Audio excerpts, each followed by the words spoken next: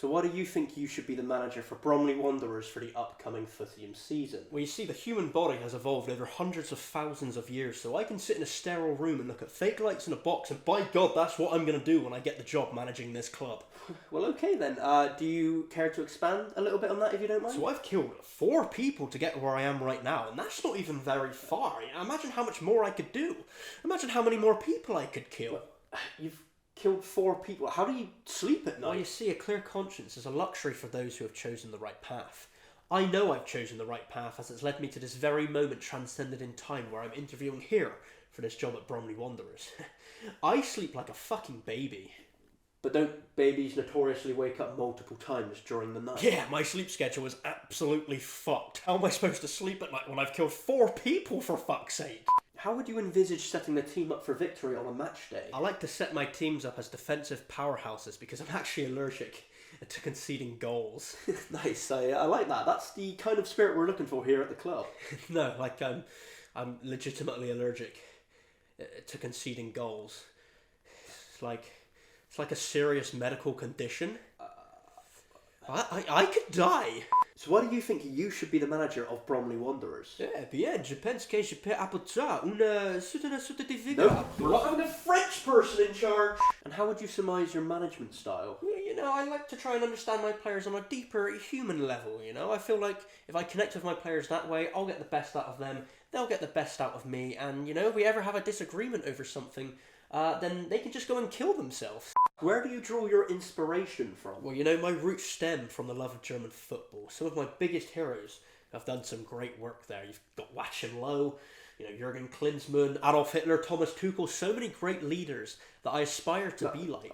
Sorry, who did you just say? What? Sorry, what do you mean? Well, I'm pretty sure you just said Adolf Hitler, like, leader of the Third Reich. No, I'm pretty sure I said Thomas Tuchel. No, you did, but like before that, you definitely said Adolf Hitler. What? No, why would I even say that? I don't even know when his birthday is. April the 20th or something? I wouldn't even know. What a weird thing to say, unprovoked. Why would you? No, that's like what I'm saying. Hitler is not one of my inspirations, so I wouldn't even know when his birthday is. Just Googled it. His birthday was the 20th of April. You've just confirmed that you're an Adolf Hitler connoisseur. Oh, wow, really? Well, you know what? That just shows I've got the intuition to lead this club to prosperity. You need to leave now. Yeah, okay, that's fair. That's fair. And how do you think you'll be able to cultivate a match-winning attitude within the team? Well, you see, for me, it's simple. When in doubt, just do what's right. Okay, what exactly do you mean by that? So I don't rush to do things. I do things with a purpose. Well, that's not really relevant. It doesn't really answer the question. What could be an ocean for someone else? It's just a tiny puddle for me. I'm willing to work around Are that. you just reciting random expressions that seem deep and meaningful but have no actual relevance to the conversation we're having? Because it feels like that's what you're doing right now. You know what they say, you can't ride the waves until you learn how to surf. What the fuck are you even saying right now? I'm going to surf us to the top of the table, baby. Woo! What is 11 plus 6? Because he who rides the tiger is afraid to get off of said tiger. Yeah, okay, you're a fucking idiot, okay. Because then it'd probably eat you and shit. So what tactical innovations do you think you'll be able to bring to the team? Gegenpress, Trequartista, 4-4-2, and these are all terms that I don't know what they mean, but I'm willing to learn. You don't know what a 4-4-2 is? Well, you know, I always thought it was like a secret police code or something. You know, the sirens are going off, and they're all on their walkie-talkies like, get to the football stadium, we've got a 4-4-2 in progress.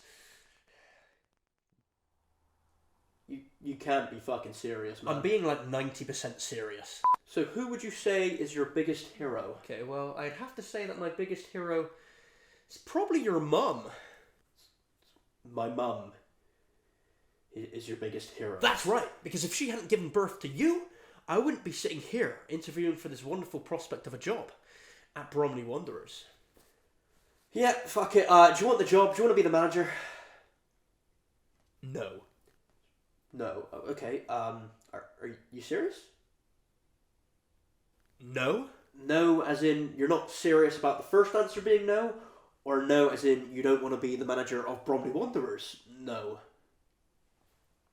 Yes? What question are you answering, for fuck's sake? This one? Yeah, okay, fuck it. Yeah, you're hired. See you Monday. Fucking idiot. That's right, Royalivi with sunglasses here, and I've fully taken over management duties at Bromley Wanderers for the first ever Footium season after my successful interview. First things first, I am an unbeaten manager, never lost an actual league game, mostly because we haven't actually played a league game yet, but in pre-season we did take Division 8 League 37 by storm with an unbeaten run to the top of the league. I mean, look at all these shit cunts below me. However, this counts for fuck all. We need to do this again proper because for anyone unaware, Footium is kicking off with its fully fledged Season 1. Woo! Yeah!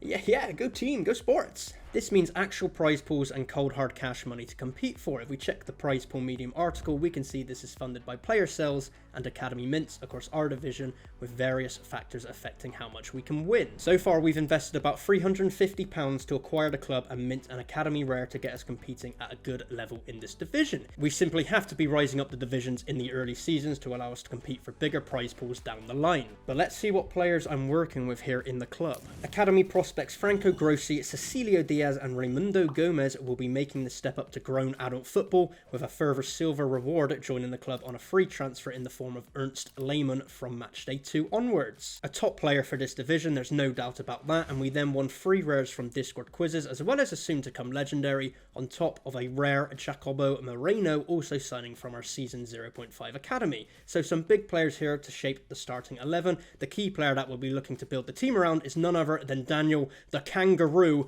Thompson. Get it?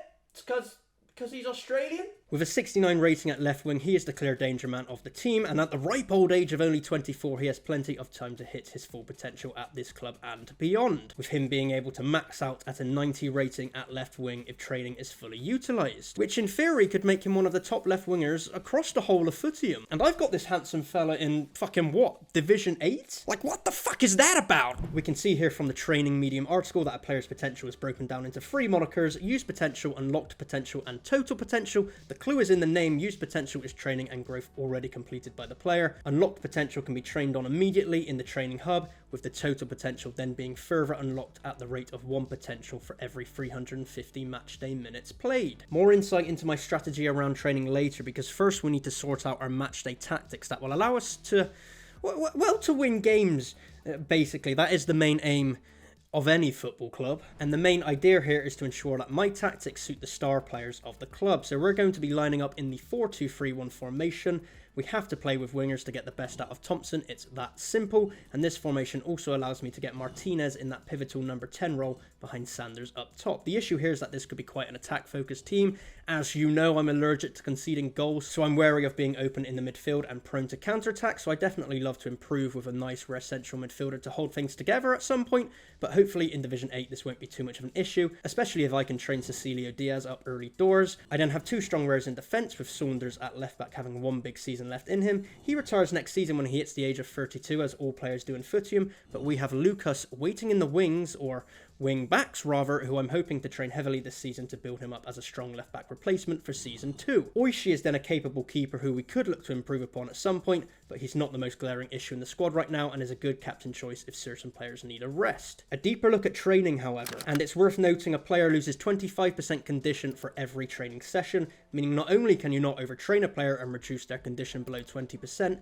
but it will also mean they're not match ready in between training sessions. So this has to be scheduled strictly around the fixture list and the player condition itself. Mozza here on Twitter has put a great visual of how long it takes to train a player for each potential point, so that's worth keeping in mind as well. So my main strategy here is to train up the younger players to make them a specialist in one position only. Of course, Jose Lucas is being trained with the aim of being my starting left back next season, with him already being trained up 3 ratings to a 32 in that position before the first ball has even been kicked of the season. Academy prospect Cecilio Diaz is another member who will play a bigger role in Season 2 in the central midfield spot, and both player conditions are already decimated, as you can see, so getting those 350 minutes to unlock more potential will likely have to involve some smart minutes and smart rotation from the bench across the course of the season. Our first big sell for the club, however, has interrupted plans for the opening day lineup. Mario Orlando has departed the club an individual who was secured as a free signing because your boy Royalivi had ball knowledge in a football quiz. He's left the club to the fine tune of 306 of the King's finest pounds. Who says being an autistic football nerd can't pay off?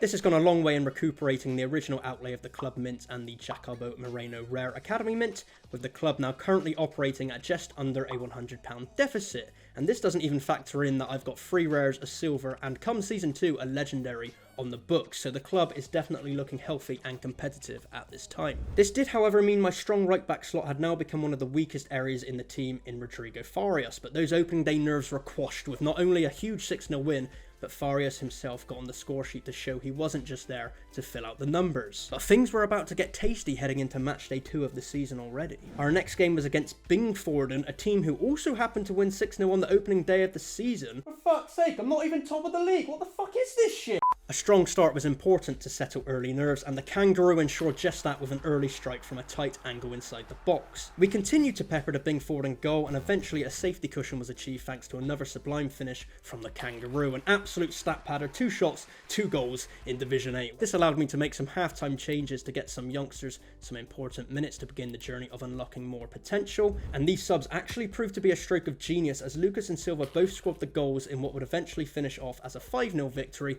preserving the unbeaten run and the clean sheet status through match day 2. And these strong opening performances allowed me to relax a little bit for match day 3 and begin training some of my starting 11, getting the Kangaroo himself up to a base rating of 70 at left wing. We then listed him on the market for an extortionate price to see if we could attract any high offers. Having one of the best left wingers in the game in Division 8 seemed fucking exuberant, so you know, if this fucker needs to leave the club to bankroll some more fucking signings that are less fucking outrageous in Division 8, then so be it, but for now, he shall remain with me and StatPad in this division. I did, however, rest him for matchday 3 against Bedon United. It was up to Sanders to lead the line up top, but naturally this shit fuck continued to be absolute horseshit up front. We then won a free kick, which for some reason this fucking reptile decided to take... Oh. It appears he just scored a goal. Well, good for you, you piece of shit. With a comfortable 2-0 lead at halftime, we made some changes to get Lucas, Thompson and Ortega some minutes in, but subbing my captain clearly had an adverse effect on the squad, as these fuckers all switched off and we conceded our first goal of the season. Squeaky bum time approaching, we continued to be under the cosh, and it all came down to Oishi in injury time to preserve the 100% start. The first big scare of my tenure, but I wasn't done taking risks just yet. Matchday 4 was against Buck.